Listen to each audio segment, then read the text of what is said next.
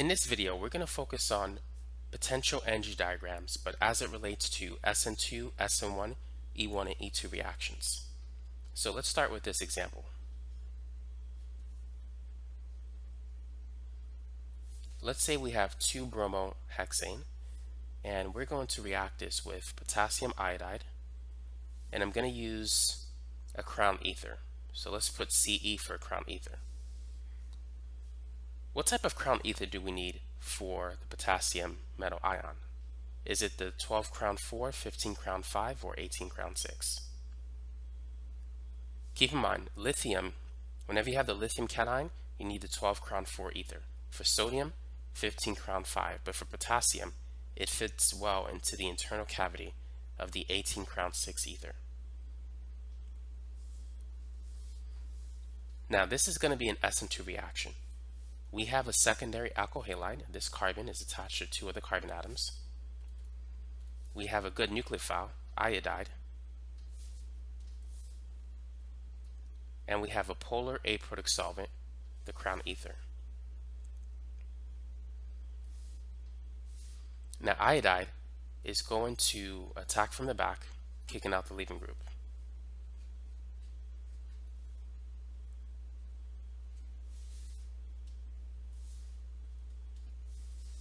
So we're going to get inversion. Now this reaction is a concerted reaction mechanism because everything happens all in one step. All bond breaking and bond formation processes occur simultaneously. In our energy diagram, we have potential energy on the y-axis, the reaction coordinate on the left, the x-axis. So because this is a one-step reaction, we're only going to have one transition state, which is at the peak of the potential energy diagram. Here we have the energy of the reactants. This is the energy of the products. The difference between the energy of the reactants and the energy of the transition state, that is the forward activation energy.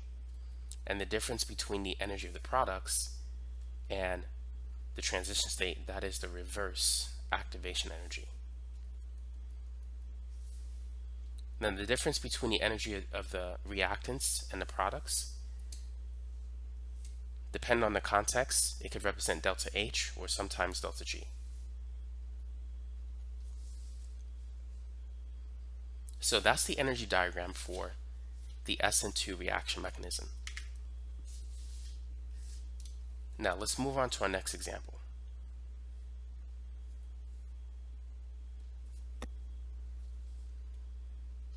So let's say we have a chlorine atom and an alkene. And we're going to react this with sodium methoxide in methanol. What's the predominant mechanism for this reaction? Would you say SN2, SN1, E1, or E2? Now we have a secondary alkyl halide. This carbon is attached to 2 other carbon atoms. We have a strong base, methoxide. Strong bases favor E2 reactions. So if you have a strong unhindered base and a secondary alkyl halide, the predominant mechanism will be E2. You still will get the SN2 product as well, but it's going to be a minor product. Now we do have a Protic solvent which favors SN1 reactions over SN2 reactions. So the fact that we have a Protic solvent, this is not good for an SN2 reaction. And also, we have an alkyl halide very close to an alkene. When you see that, that's going to favor an E2 reaction.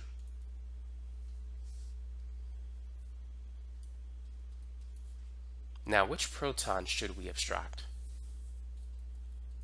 Would you say we should take out the blue proton or the red proton?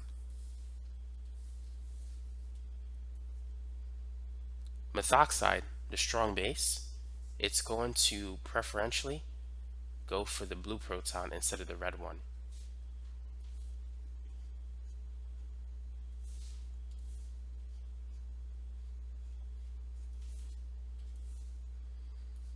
And the reason for that is stability. If we were to go for the red proton, we would get this product. Notice that what we have here is an isolated diene. Here we have a conjugated diene. Conjugated dienes are more stable than isolated dienes. So whenever you have alternating double and single bonds, that creates a more stable situation than having isolated double bonds. So this situation is more stable due to resonance. These pi electrons can freely move among those 4 carbon atoms.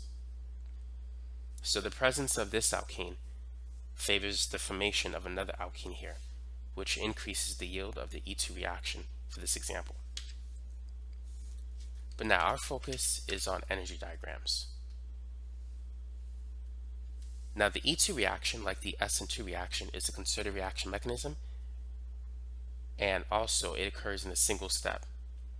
So the energy diagram for an E2 reaction is very similar to an SN2 reaction. We only have one single step, so it's going to be only one transition state.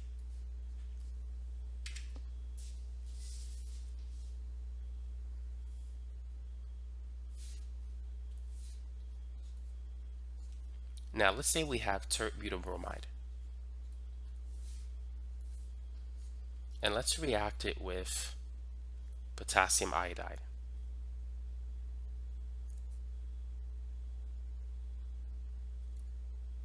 What mechanisms will this reaction proceed by?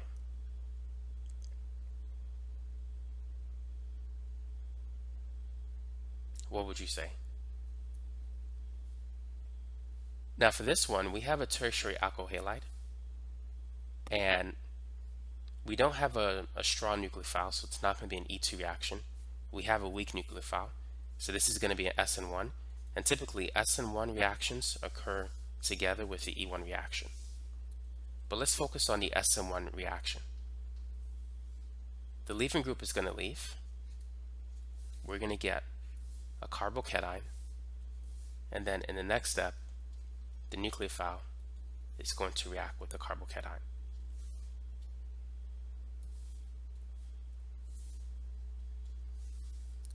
So notice that this particular S1 reaction, where the nucleophile is negatively charged, occurs in 2 steps.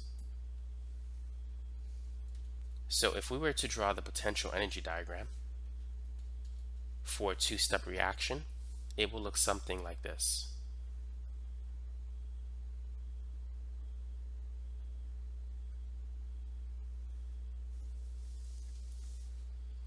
So we're going to have 2 transition states. Here is the energy of the reactants, in this case the substrate. This is the energy of the products. And in the middle we have the intermediate. This is the carbocation intermediate. Notice that it's higher in energy than the reactants and the products, because having a carbon with a positive charge, that's a less stable situation than having neutral carbon atoms with no charge. So that's why we got to put the intermediate higher than the reactants and the products, especially if it's an unstable intermediate. So that would be the transition state for this particular SN1 reaction. Now for the E1 reaction, it's going to be very similar.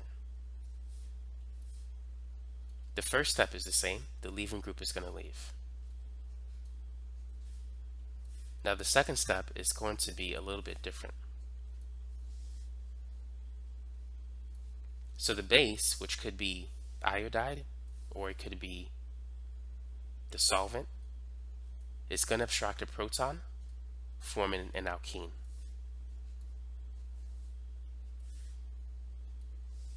So in this example, the E1 reaction occurs in 2 steps. So it's going to have a very similar energy diagram to the S1 reaction.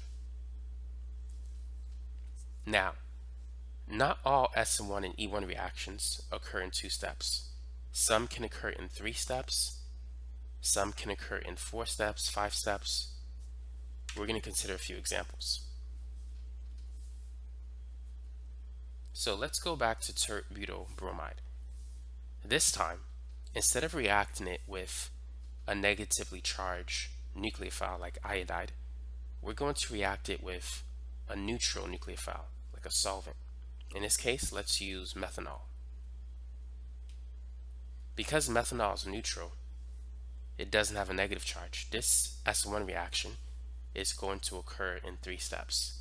And if we do the E1 reaction for this, it will also occur in 3 steps. So both the SN1 and the E1 reaction is going to have relatively the same potential energy diagram. So I'm just going to focus on the SN1 reaction.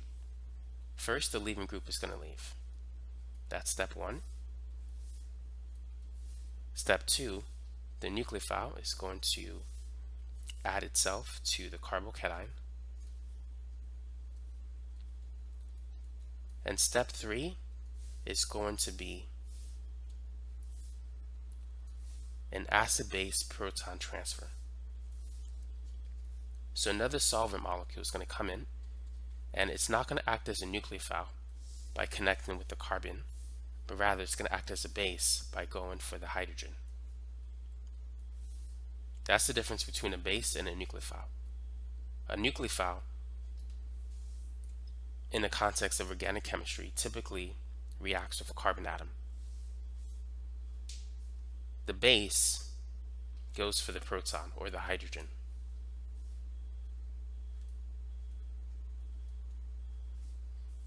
So the end result is that we get an ether, but notice that there's 3 steps.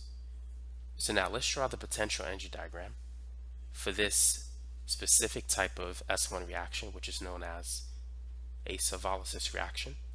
That's where the solvent reacts as a nucleophile.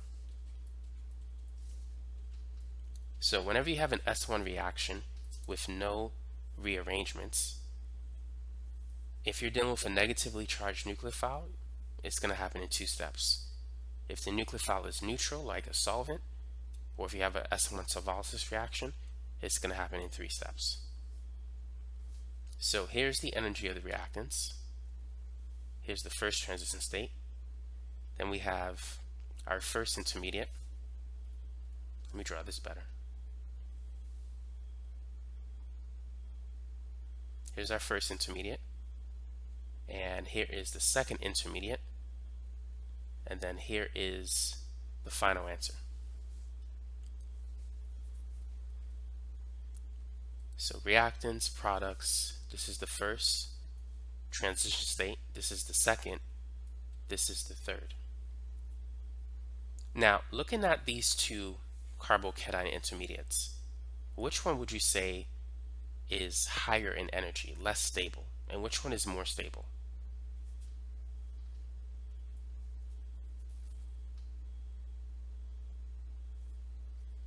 Now, in both cases, it's not really good to put a positive charge on an oxygen or on a carbon atom. However, this one is going to be less stable because we have an empty p orbital. The Optical rule is not satisfied. Carbon doesn't have 4 bonds. In this example, even though we don't want a positive charge on an electronegative oxygen atom, the advantage of this one is that at least the octet requirements are satisfied. Carbon has 4 bonds, which is a total of 8 electrons. Oxygen also has 8 electrons around it, 3 bonds in a lone pair. So at least in this structure, the octet rule is obeyed. So we should expect this intermediate to be more stable than this one.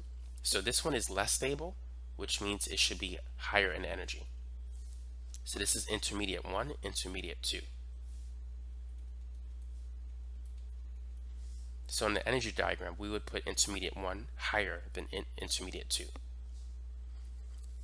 Therefore, this transition state is going to be higher than this one, because TS1 is going to be a blend between these 2. TS2 is a blend between those 2.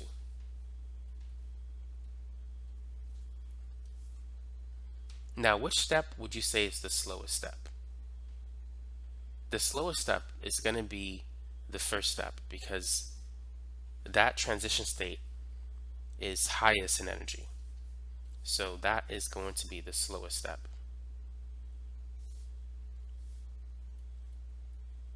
The second step is faster. than the first step because this is lower. The third step is the fastest because it has the lowest energy transition state.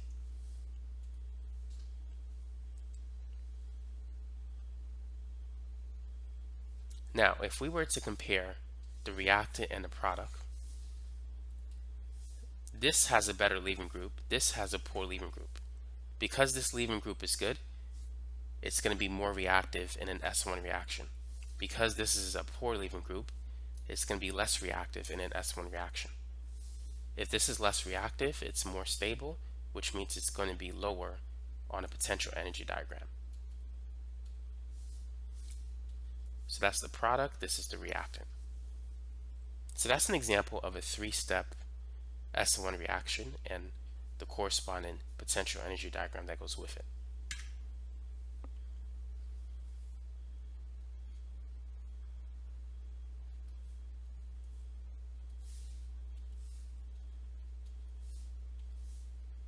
So here's an example of a four-step potential energy diagram, and I'm going to use methanol again. So in the first step, the leaving group is going to leave, and we're going to get a secondary carbocation intermediate. Now, because it's adjacent to a tertiary carbon, we're going to get a hydride shift. So this is going to give us a more stable carbocation. Instead of a secondary carbocation, we now have a tertiary carbocation. And then methanol is going to react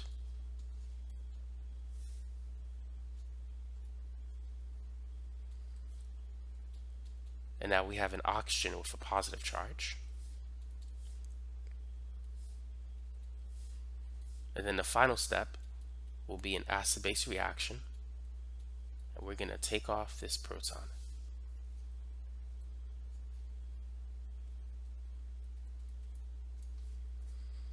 So this is step 1, step 2, step 3, step 4. So if we were to draw the energy diagram for this example, it's going to have 4 transition states. So here's the reactant. This is going to be the first transition state. Then we have the first intermediate. And then we have the second intermediate. Then we have the third intermediate. And then our product. So intermediate number 1, that's going to be less stable than intermediate number 2. The reason why intermediate number 2 is more stable than intermediate number 1 is we know that tertiary carbocations are more stable than secondary carbocations due to the inductive effect and hyperconjugation. And we talked about why this intermediate is going to be more stable than this one. This one obeys the octet rule, this one does not. And we also have 4 transition states because this is a 4-step reaction. If we were to do the E1 reaction for this,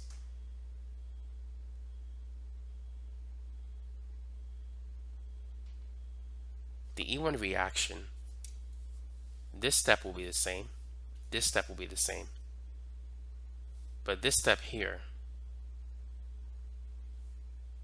we wouldn't get the proton transfer for the E1 reaction. So for the E1 reaction, this would be one less step than the S1 reaction. And the same is true for the last example. The last example was 3 steps, but for the E1 reaction, it would have been 2 steps. The reason being is the E1 reaction, it doesn't have the last proton transfer. So let's do the E1 reaction for this example.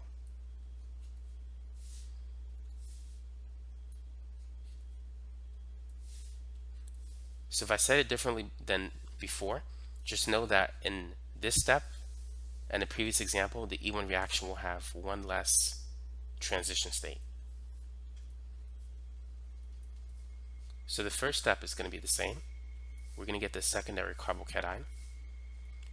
The second step is going to be the same. We're going to get the hydride shift. So we have a tertiary carbocation. Now the last step, this is different. For the E1 reaction, methanol is going to react as a weak base, forming an alkene.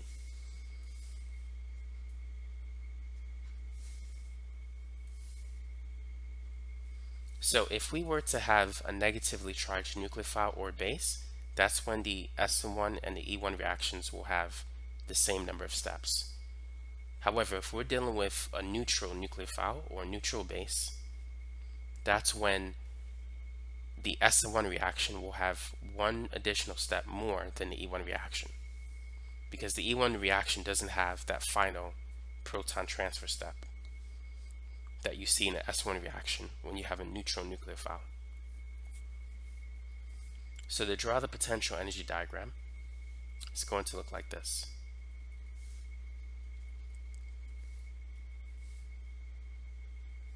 Here's the first step. Second step. Here we have the reactant, product.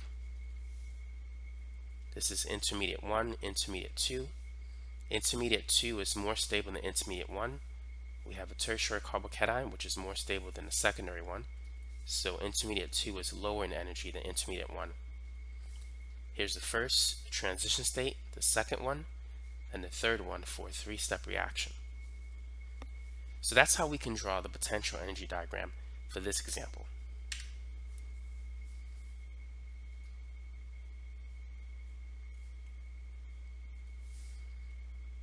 Now let's say if we have this one, and we're going to react it with methanol. And we're going to focus on the S1 mechanism, not the SN2 mechanism. Go ahead and predict the major product, draw the mechanism, and also the potential energy diagram that would correspond to it. So in this example, the leaving group is going to leave. And we're going to get a secondary carbocation. Now notice that we have a 5-carbon ring. This ring can expand to a 6-carbon ring. So if we call this carbon 1, 2, 3, 4, 5, 6, the bond between 1 and 5 will break. We can also break 4 and 5, but it will give us the same answer. Once this happens, we're going to get a 6-carbon ring. And this is, let's call this 1, 2, 3, 4, 5. Carbon 6 has the methyl group. Carbon 6 gained the bond, so to neutral. Carbon 1 lost the bond but got it back with 6. Carbon 5 lost the bond, it didn't get it back, so it's going to have the positive charge. So here we still have a secondary carbocation intermediate. However, we have a 6-carbon ring as opposed to a 5-carbon ring, so we have a more stable situation. Now the secondary carbocation is adjacent to a tertiary carbon, so we're going to get a high redshift.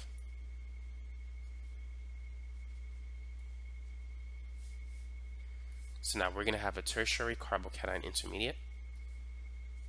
Next, methanol is going to add itself to the carbocation.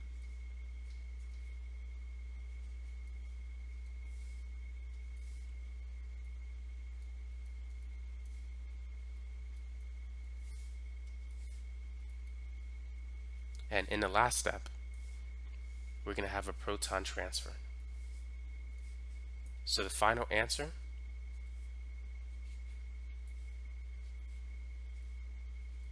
is an ether. So now let's see if I can draw the potential energy diagram and fit it in this region of space. So notice that we have a 5-step reaction. This is step 1, step 2, step 3, step 4, step 5. So here's the reactant, here's the first step. We could say this is the first intermediate, second intermediate, third intermediate, fourth intermediate, and then the product. So the reactant is going to be higher in energy than the products. The reason being is Cl is a better leaving group than OCH3, which makes this more reactive than this one in an S1 reaction. This is a poor leaving group, so it's going to be less reactive in an S1 or an SN2 reaction. If we compare intermediates 1 and 2, intermediate 2 is more stable than intermediate 1 because the 6 carbon ring is more stable than the 5 carbon ring. So intermediate 2 is going to be lower in energy than intermediate 1 because it's more stable. Intermediate 3 is more stable than intermediate 2. In both cases, we have a 6 carbon ring, but a tertiary carbocation is more stable than a secondary carbocation. So I3 is lower in energy than I2.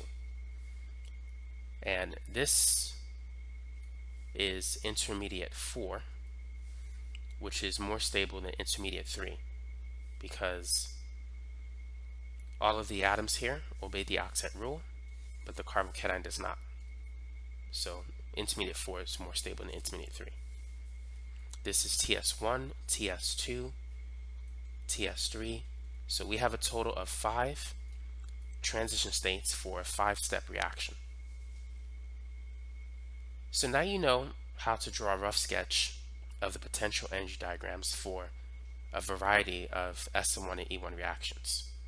For SN2 and E2 reactions, for the most part, it's going to be one step because those reactions, they typically are one-step reactions. So they're going to have one transition state.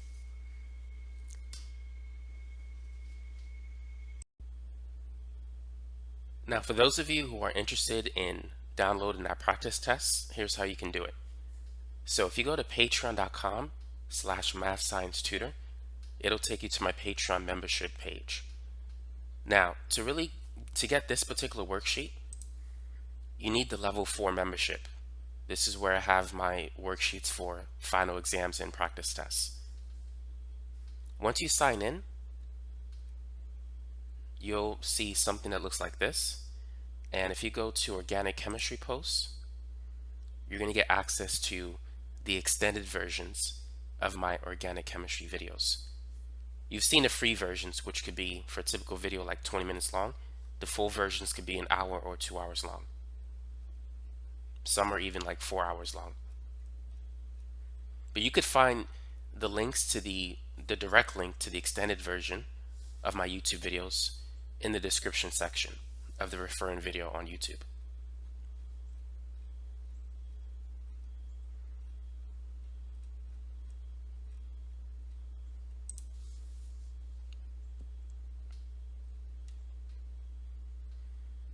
So if you're taking your second exam, and if you're studying SN1, SN2, E1, E2 reactions, I recommend viewing this one. I think the free version is like 30 minutes long on YouTube, somewhere around there. The full version is an hour and a half long. This will give you a good overview of SN1, SN2 reactions. But here's the practice test that you can download. It has 77 test questions, and I've put as many variations of problems that you might find on a typical exam for this topic in this particular document. Now, this is the video that has all of these questions, but has the answers as well. But for those of you who prefer to get a printout and maybe work on this while you're at school or something, you can check this out when you get a chance. So you need the level 4 membership to get this document, but the level 3 membership to access this video. So feel free to take a look at that when you have a moment.